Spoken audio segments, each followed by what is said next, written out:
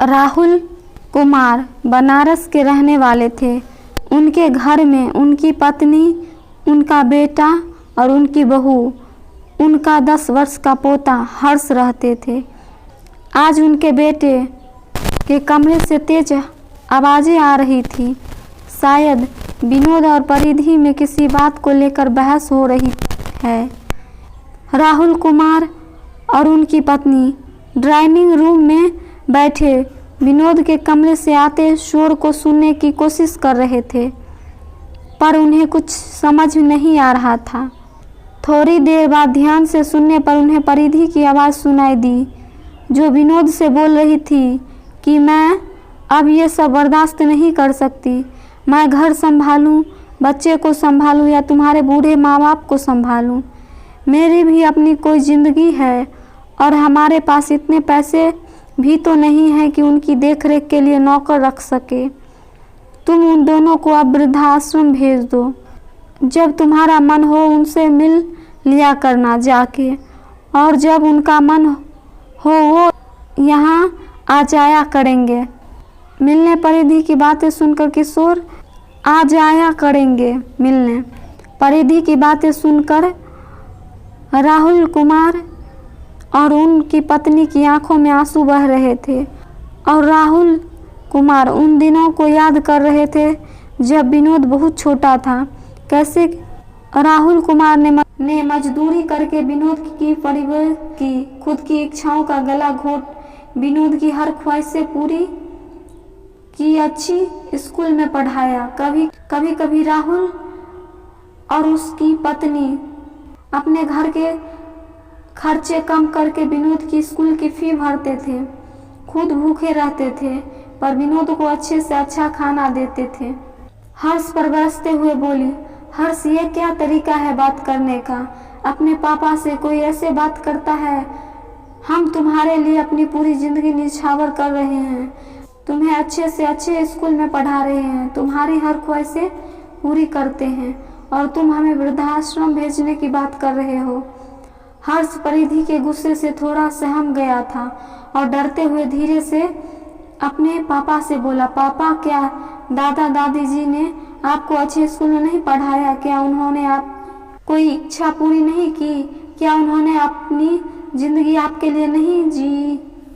हर्ष की बात सुनकर विनोद अपने बचपन की यादों में खो गया। विनोद उन दिनों को याद कर रहा था जब विनोद बहुत छोटा था और बड़ी गाड़ियां को देखकर उनमें बैठकर घूमने की जिद करता था। तो राहुल जी विनोद को यह कहकर समझा देते हैं कि जब तुम पढ़ लिख के बड़े होकर अच्छी नौकरी करोगे तो तुम भी ऐसी बड़ी गाड़ी लेना और हमें उसमें घुमाना। मेरे पास तो साइकिल है, अभी इसी से घूम लो।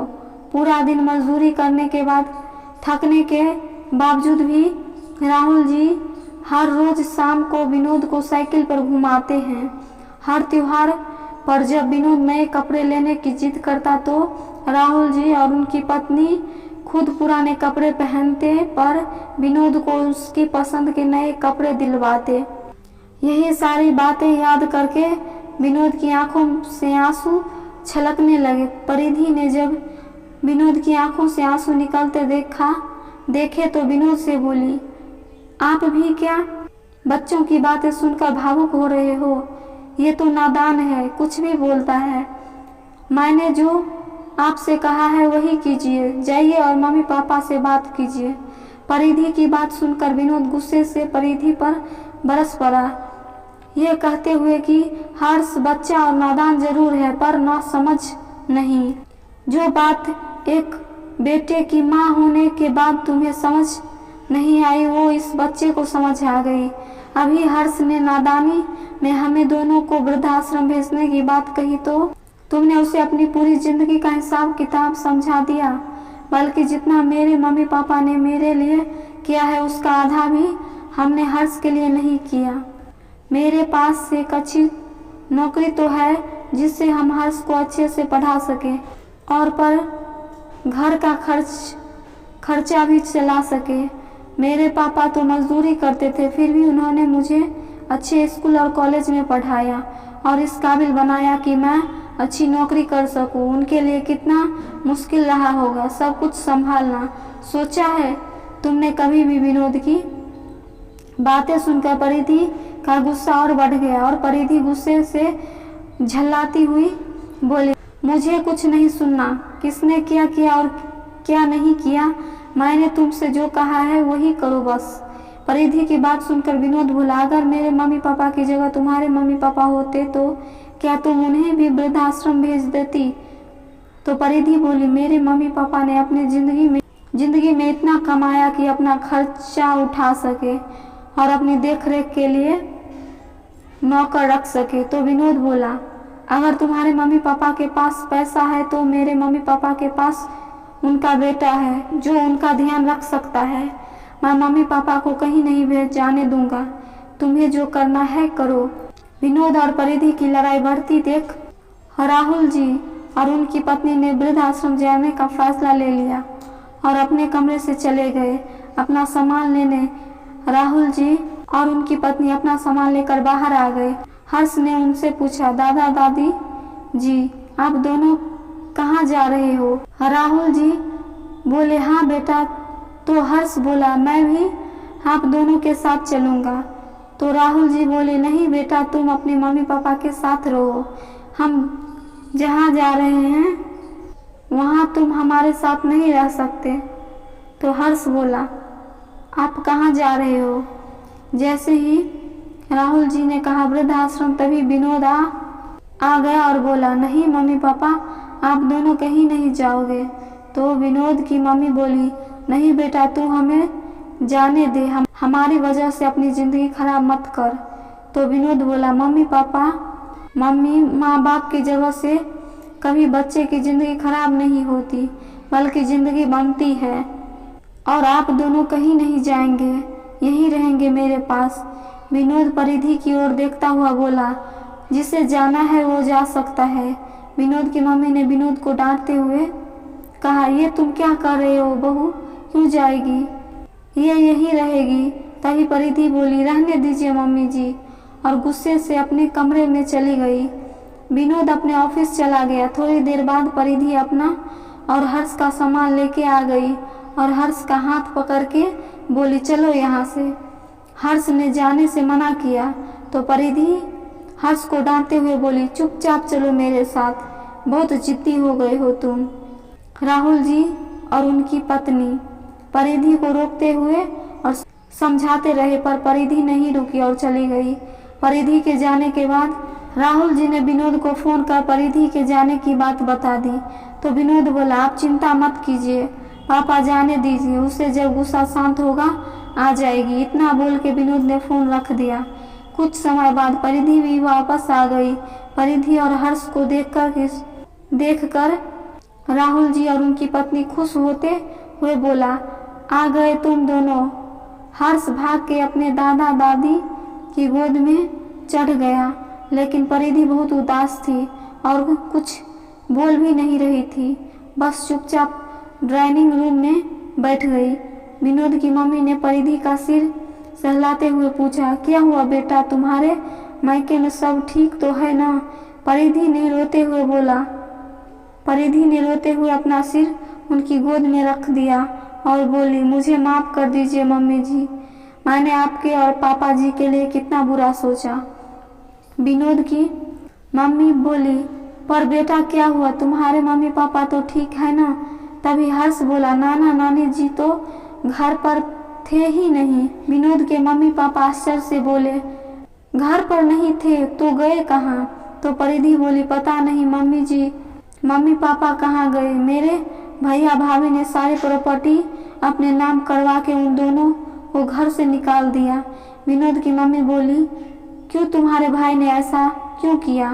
तो परिधि बोली, पता नहीं मम्मी जी, मैं जब घर पहुंची तो घर पर कोई नहीं था, बस मुरारी काका घर के नौकर थे, उन्होंने ही ये सब बताया। विनोद की मम्मी बोली, तुम चिंता मत करो, सब ठीक हो जाएगा। राहुल जी ने विनोद को फोन कर जब ये सारी बात बताई तो विनोद बोला, मुझे पता है वो दोनों कहाँ है, आप परिधि को बोल दो वो चिंता ना करे। उसके मम्मी पापा ठीक हैं। मैं शाम को घर आके सारी बात बता दूंगा, आप सब परेशान ना हो। शाम को जब विनोद घर पहुंचा तो परिधि ने विनोद पर सवालों की बौछार करते हुए कहा, मम्मी पापा कहाँ हैं और आपको ये सब कैसे पता? विनोद परिधि को शांत करते हुए बोला कि जब मैं सुबह ऑफिस जा रहा था तो मम्मी पापा जी मुझे रास्ते में मिले थे। मैंने जब उन्हें सामान के साथ देखा तो उनसे पूछा कि वो कहाँ जा रहे हैं, तो उन्होंने मुझे सब कुछ बताया और बोले अब हम वृद्धाश्रम में ही रहेंगे। ये बातें सुनकर परिधि रोने लगी तो विनोद बोला, तुम चिंता मत करो परिधि, मैं उन्हें वहाँ नहीं रहने दूंगा। तो विनोद के पापा बोले, तो तुम सुबह ही उन्हें अपने घर क्यों नहीं ले आए, उन्हें वृद्धाश्रम क्यों जाने दिया? तो विनोद बोला, पापा मैंने उन्हें बहुत समझाया और अपने साथ चलने के लिए भी बोला, पर वो नहीं माने और बोले हम बेटी के घर नहीं रह सकते। अब जब हमारा बेटा ही हमारा नहीं रहा तो हम किसी पर बोझ क्यों बने, हम अब वृद्धाश्रम में ही रहेंगे। उनकी बातें सुनकर मैंने सोचा उन्हें थोड़ी देर अकेला ही छोड़ देता हूँ, शाम को आके ले जाऊंगा। तो विनोद के पापा बोले, चलो तो हम सब चलते हैं उन्हें लेने, हम सब उन्हें समझा के अपने साथ ले आएंगे। अब विनोद के साथ वृद्धाश्रम पहुंच गए, सब विनोद के साथ वृद्धाश्रम पहुंच गए। हर्ष ने जैसे ही वहां अपने नाना नानी जी को देखा तो भागकर उनके पास चला गया। परिधि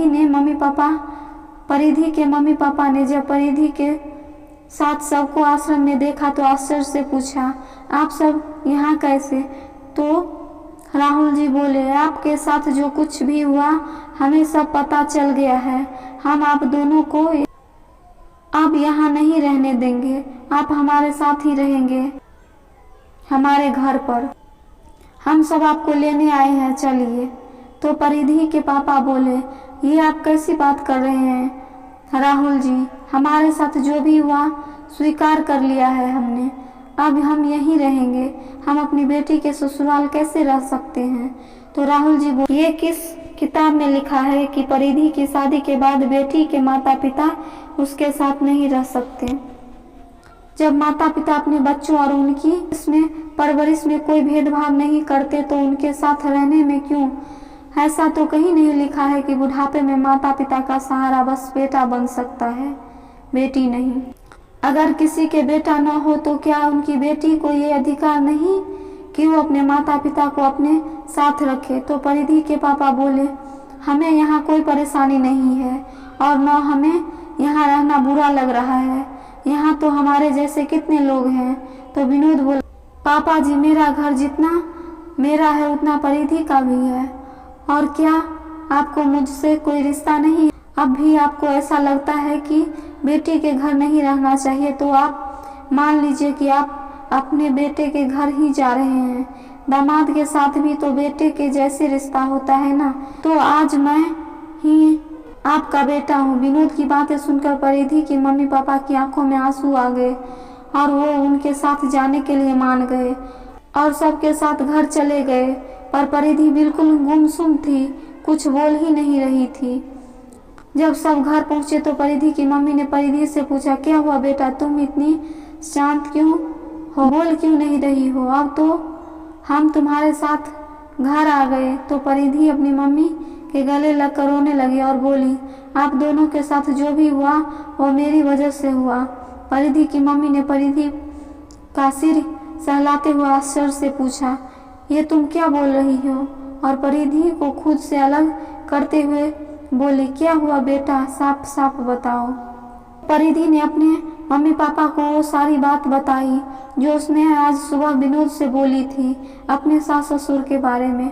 और फिर परिधि अपने सास ससुर के सामने हाथ जोड़ते हुए माफ़ी मांगते हुए बोली, मुझे माफ़ कर दीजिए मम्मी पापा जी, मैंने जो आप दोनों के साथ जो करने की सोची वही मेरे मम्मी पापा के साथ हुआ। परिधि की बात सुनकर परिधि के मम्मी पापा के आंखों में आंसू आ गए। बात को संभालते हुए विनोद की मम्मी बोली, तुम क्या बात लेके बैठ गई परिधि?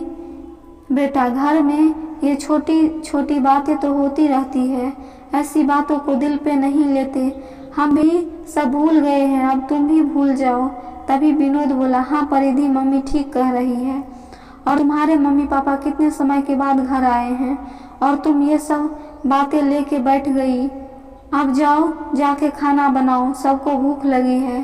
परिधि खाना बनाने चली गई और विनोद भी अपने कमरे में चला गया। हर्ष आज बहुत खुश था, उनके नाना नानी भी के साथ रहने वाले थे। अब हर्ष ने अपने दादाजी से पूछा, दादाजी वहाँ आश्रम में कितने सारे लोग थे, क्या उन सब के पास घर नहीं है?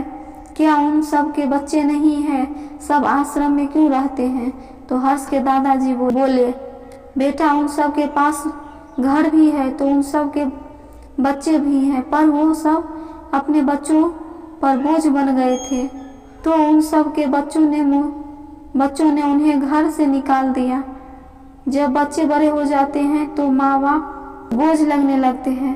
तो हर्ष बोला, तो दादाजी उनके भी बच्चे उनके साथ यही करेंगे क्या? तो हर्ष के दादाजी बोले, हाँ बेटा, बच्चे जो माँ बाप के साथ करते हैं वही उनके साथ भी होता है, पर फिर भी लोग इस सच्चाई को नहीं अपनाते, अपनी गलती नहीं सुधारते। हर्ष कुछ बोलने ही वाला था, तभी विनोद की आवाज़ आई, हर्ष अगर तुम्हारे सवाल जवाब हो गए तो अब खाना खा लो। विनोद ने हर्ष के साथ सबको खाने पे बुला लिया। अब विनोद और परिधि की जिंदगी में सब ठीक चल रहा था। हर्ष भी बहुत खुश था कि अब उसके दादा दादी जी उसके साथ, उसके नाना नानी जी भी उसके साथ रहेंगे। समय यूं ही गुजरता गया। एक दिन परिधि के पास उसके भाई का फोन आया। फोन सुनते ही परिधि बहुत हैरान परेशान हो गई। तो परिधि की मम्मी ने उससे पूछा, क्या हुआ परिधि, किसका फोन था? परिधि बोली, मम्मी भाई का फोन था। परिधि की पाखी, परिधि की भाई की बेटी सीढ़ियों से गिर गई, उसे काफ़ी चोट आई है, वो हॉस्पिटल में है। परिधि की माँ बोली, कौन से हॉस्पिटल में है, चलो मुझे वहाँ ले चलो। तो विनोद बोला, आप ही क्यों मम्मी जी, हम सब चलेंगे आपके साथ। सब परिधि और विनोद के साथ हॉस्पिटल पहुँचे। परिधि की मम्मी जैसे ही पाखी के पास बैठी, पाखी उनसे लिपट गई और रोते हुए बोली, दादी आप और दादाजी मुझे छोड़कर कहाँ चले गए थे? देखो ना मुझे कितनी चोट लग गई, मैं सीढ़ियों से नीचे गिर गई। आप और दादाजी अगर घर पर होते तो मुझे कभी गिरने नहीं देते। आप दोनों मेरा कितना ध्यान रखते थे, कभी मुझे कुछ नहीं होने देते थे। मुझे आप दोनों की बहुत याद आ रही थी। आप यहाँ चली गई और दादी अब मुझे छोड़कर कहीं मत जाना। पाखी की बातें सुनकर सबकी आंखें नम हो गई। आज पाखी के मम्मी पापा को भी अपनी गलती का एहसास हो गया था कि उन्होंने कितनी बड़ी गलती की थी। अपने मम्मी पापा को घर से निकालकर पाखी की मम्मी पाखी की दादी के पैरों में बैठकर माफ़ी मांगते हुए बोली, मुझे माफ़ कर दीजिए मम्मी जी, मैंने बहुत बड़ी गलती की जो आप दोनों के साथ ऐसा व्यवहार किया। पाखी के पापा भी अपने मम्मी पापा के आगे हाथ जोड़ते हुए बोले, मुझे माफ़ कर दो मम्मी पापा, मुझे आप दोनों के साथ ऐसा नहीं करना चाहिए था। आप दोनों के घर से जाने के बाद हमें समझ आया कि माँ बाप के बिना घर नहीं होता। हमारे पास सब कुछ था पर आप दोनों की कमी हमेशा खलती रहती थी। हमें माफ़ कर दीजिए और अपने घर चलिए। पाखी भी आप दोनों को बहुत याद करती थी। ये सारी बातें सुनकर विनोद बोला, आज तुम्हारी बच्ची को इनकी ज़रूरत है तो तुम्हें अपनी गलती का एहसास हो रहा है, वरना एक बार पलटकर देखा भी नहीं कि ये दोनों है कहाँ। अब मैं इन दोनों को आपके साथ नहीं जाने दूंगा। आप जब इन्हें घर से निकाल चुके हो तो इन्हें भूल जाओ। विनोद की बातें सुनकर परिधि का भाई बोला, ऐसा मत बोलिए, हमें ये तो पता चल गया था कि मम्मी पापा आपके घर पर है, पर किस मुंह से माफ़ी मांगने आते और क्या बोलते आके कि जब तक आप हमारे साथ थे हमें आपकी कदर नहीं थी और आज आप हमारे साथ नहीं हो तो हमें आपकी ज़रूरत है। मम्मी पापा का सम्मान करने की हिम्मत नहीं था, इसलिए नहीं आ सके कभी। आप सबसे मिलने पर आज जब गलती का एहसास हुआ तो आप सब से माफ़ी मांगते हैं। आप सब हमें माफ़ कर दीजिए और अपने मम्मी पापा से भी माफ़ी मांगते हुए घर चलने के लिए बोलने लगा। पहले तो परिधि के मम्मी पापा भी उनके साथ नहीं जाना चाहते थे, पर जब पाखी ने जिद की तो मान गए उनके साथ जाने को। अब दोनों ही परिवार अपने अपने घर में अपने अपने परिवार के साथ खुशी खुशी रह रहे हैं। सच में दोस्तों, बच्चों को समझ आ जाए कि माँ बाप का महत्व उनके जीवन में क्या है तो हमेशा खुश ही रहेंगे, कभी उनको कभी दुख की छाया भी नहीं लगेगी। इसलिए अपने माँ बाप को हमेशा अपने साथ रखिए और हमेशा खुश रहिए।